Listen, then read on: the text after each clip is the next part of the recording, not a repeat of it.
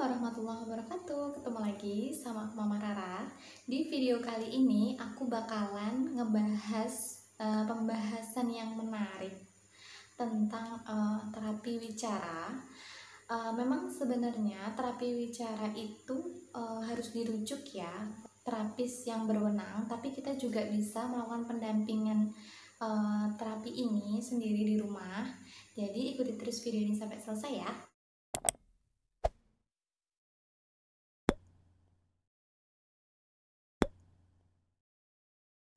Nah, oke, nanti kita tahapannya akan melakukan 2 langkah. Nah, yang pertama itu kita melakukan refleksi telinga dan juga kita melakukan akupressure pada daerah muka. Nanti aku contohin pakai penjelasan supaya Bunda di rumah paham. Yang pertama, refleksi telinga. Oke, kita harus tahu peta refleksi telinganya dulu. Nah, bagian yang dibulatin bagian fit dan bagian mode. Nah, ini nanti bagian poin yang kita tekan seperti itu. Nah, cara menekannya kita menggunakan jari telunjuk dan ibu jari. Yang bagian fit dan bagian mode tadi yang aku kasih tanda. Nah, kita rapatkan seperti ini. Kita ulangi atau kita lakukan sampai 30 kali. Nah, ini kalau dicoba di telinga orang dewasa itu sakit. Silahkan coba sendiri di rumah, tapi mungkin kalau di bayi itu kurang begitu sakit karena daun telinganya itu belum sekeras orang dewasa.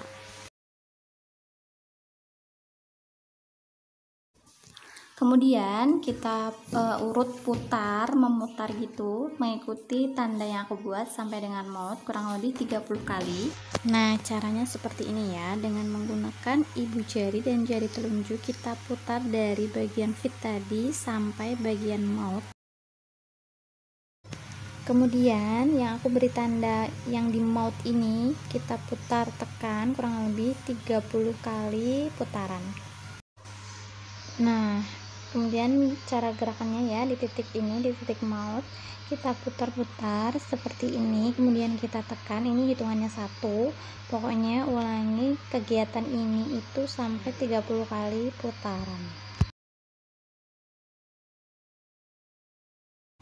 Langkah yang kedua, akupressure wajah bayi di titik-titik ini. Nah, titik yang pertama adalah ST4. Nanti kita melakukan pijat akupressure dengan menggunakan 5 langkah gerakan akupressure. Oke, kita pijat di titik ini ya. Kita pijat akupressure yang pertama, eflorasi atau mengusap-ngusap ini sebanyak 5 kali usapan. Kemudian yang kedua, petriasi atau meremas. Ini kita lakukan sebanyak 5 kali gerakan juga. Kemudian yang ketiga, friction atau menekan. Nah, ini kita lakukan dengan cara tonifikasi atau kita memutar searah jarum jam sebanyak 30 kali. Kemudian yang keempat adalah vibration atau menggetarkan. Ini kita lakukan sebanyak 5 kali ya gerakannya. Yang kelima, ini tapotek atau menepuk, kita lakukan sebanyak 5 kali gerakan. Kemudian akupressure yang kedua adalah ST5. Nah, kita lakukan dengan 5 gerakan akupressure seperti sebelumnya ya. Nah, letak ST5 ini di saat anak membuka mulut, di situ ada lekukan. Nah, ini pokoknya di tengah rahang bawah, letaknya di situ. Nah, kita lakukan gerakannya sama dengan gerakan akupressure wajah yang pertama tadi. Kita melakukan 5 langkah gerakan akupressure seperti mengusap, meremas, menekan, menggetarkan, menepuk gitu ya. Itu caranya sama persis dengan akupressure yang pertama. Cuma bedanya di sini adalah letak titiknya saja ya, Bun. Semoga bisa dimengerti.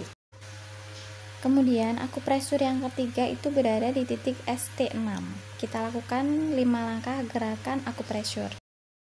Nah, ST6 ini berada di angulus mandibula. Jika kita menggigit keras itu seperti ada tonjolan otot seperti itu. Nah, disitulah titik ST6.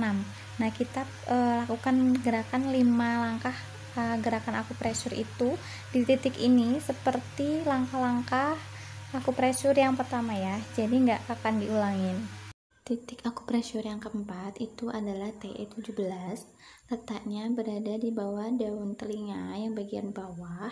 Nah, itu ada tonjolan seperti itu. Kita lakukan 5 langkah gerakan pijat akupressure seperti yang awal tadi ya, seperti mengusap, meremas, menekan, menggetarkan, dan yang terakhir menepuk.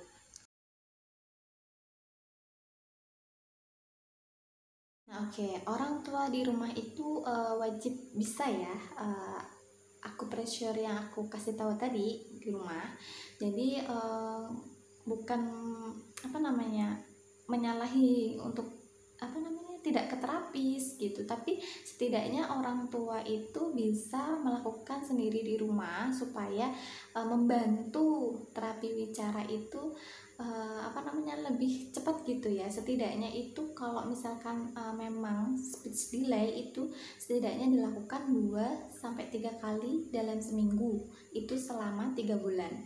Tetapi kalau misalkan bunda bisa di rumah untuk melakukannya sendiri, itu bisa dilakukan sehari 2 atau 3 kali. Jadi lebih gampang ya, jadi lebih cepat anaknya untuk berbicara lebih cepat.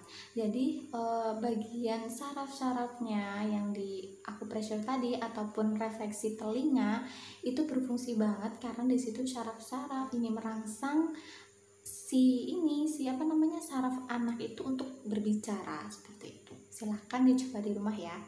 Sekali lagi, kalau ada tanda-tanda anak mengalami speech delay, bunda di rumah bisa langsung berkonsultasi dengan dokter anak atau psikologinya untuk diarahkan bagaimana ataupun dilakukan terapi wicara. Tapi cara yang aku berikan ini bisa dicoba di rumah ya untuk pendampingan terapi wicara.